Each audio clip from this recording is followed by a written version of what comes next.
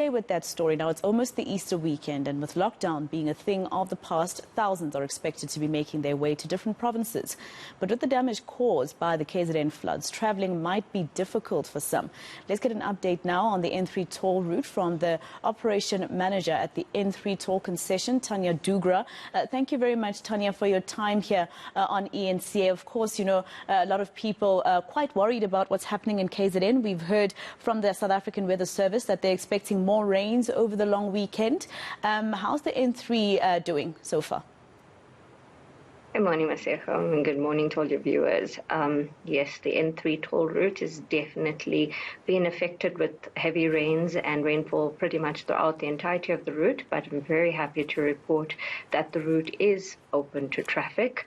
Obviously, we do have some issues with regards to incidents that have been ongoing at the moment, where there are some closures in effect during the recovery of those incidents. But from a weather perspective, we fortunately are still open. And from a weather perspective, looking at the fact that, like I said, the South African Weather Service saying more rains expected throughout the course of the weekend, how important is it for travellers to exercise caution and be patient while driving to their destinations? Well, as you say, the thing is, it's always important for road users to ensure that they're being patient and vigilant and that they're adhering to all the rules of the road. But that becomes even more prevalent during inclement weather conditions. You know, poor visibility and wet weather makes for very difficult driving conditions. And it's really important that road users adjust their driving style and behavior accordingly.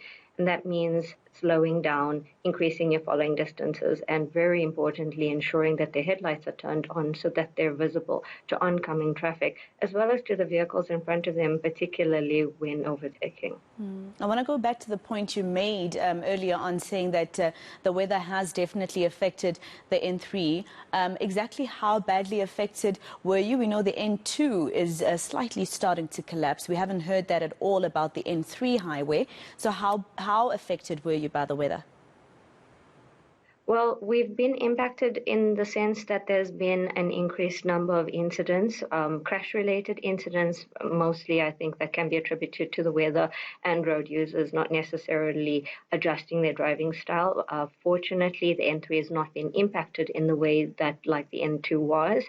We haven't had any flooding or any closures of the roadway because of it being impossible for road users to travel on the N3 itself.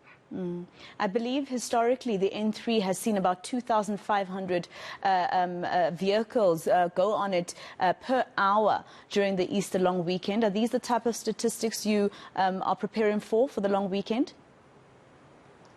Yes, most definitely. We are expecting that there will definitely be an influx and an increase in traffic. Our forecasts are that we should see those kinds of numbers throughout the course of the day on Thursday and Friday, heading southbound towards Durban. There have been some indications from the tourism department in KwaZulu-Natal that they are expecting an impact, obviously on the number of travelers there because of the flooding, but that they are still expecting high volumes of traffic on the route.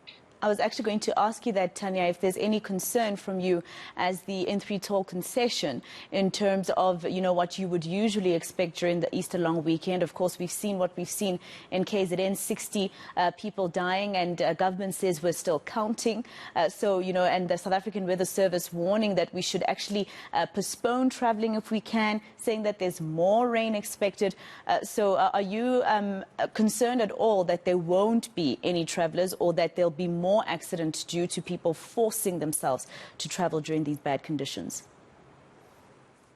Look, I think it's extremely difficult for us to predict road user behavior, especially under these conditions. What we can do from an N3 toll concessions perspective is ensure that we are prepared. So we have pulled out all the stops to ensure that all of our law enforcement and emergency services and N3TC's own route patrol services are on high alert. They're out and about on the route, and they'll be there assisting with managing traffic flow and the conditions as required. What we would also, though, and insist on and appeal to motorists is to please play their part. As you say, it's really, really important that motorists make sure that they adhere to the rules and that they follow the speed limits and that they adjust their driving style and drive defensively. I mean, they need to ensure that they share the road responsibly. They're not the only ones out. All right. Well, thank you very much for speaking to us here on All Angles. That's Tanya Dugra. She is Operations Manager at the N3 Toll Concession. All right.